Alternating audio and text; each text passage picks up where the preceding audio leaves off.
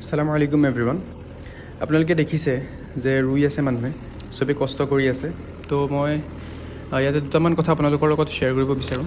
কথাকেইটা হৈছে, আল্লাহ তাআলাই সূৰা ৰুমত ফৰমাইছে, وَمِنْ آيَاتِهِ يُرِيكُمُ الْبَرْقَ خَوْفًا وَطَمَعًا يُنَزِّلُ مِنَ السَّمَاءِ مَاءً فَيُحْيِي بِهِ الْأَرْضَ بَعْدَ مَوْتِهَا إِنَّ فِي ذَلِكَ لَآيَاتٍ لِقَوْمٍ يَعْقِلُونَ।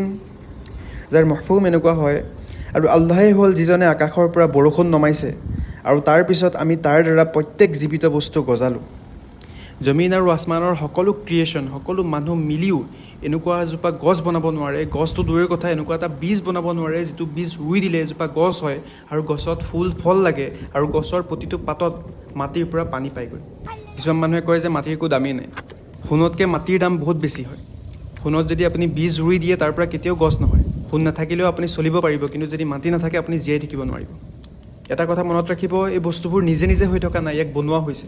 এটা সাধাৰণ পেনলৈ যদি আপুনি লক্ষ্য কৰে, সেই পেনটো বনাবলৈও মানুহৰ ব্ৰেইন লাগিছে, মেনেজ কৰিব লগা হৈছে বস্তু। তেনেহ'লে এই ইমান কমপ্লেক্স ক্ৰিয়েশ্যনটো নিজে নিজে কেনেকৈ হৈ যাব? আল্লাহ তাআলাই কোৰাণ ফৰমাইছে আসমানখন চট হয় যাতে আমি হাৰ্মফুল বস্তুৰ পৰা বাচি থাকিব পাৰোঁ। এতিয়া আমি গম পাওঁ যে ওপৰত কি আছে, ট্ৰপ'স্ফিয়াৰ আছে, ষ্ট্ৰেট'স্ফিয়াৰ আছে, আয়ন'স্ফিয়াৰ আছে, অ'জন লেয়াৰ্ছ আছে। এতিয়া আমি গম পাওঁ সূৰ্যৰ পৰা যিমানবোৰ হাৰ্মফুল ৰেইজ আহে, 99.9% হাৰ্মফুল ৰেইজ হয়, আৰু সেইবোৰ ৰিপেল কৰি দিয়ে স্ফিয়াৰবোৰে, এই লেয়াৰ্ছবোৰে। আৰু বহুত হাৰ্মফুল ৰেইজ আৰ্থ মেগনেটিক ফিল্ডৰ কাৰণে ৰিপেল হৈ যায়, আৰু যদি এইবোৰ আহি যায় আমি জীয়াই থাকিব নোৱাৰিম।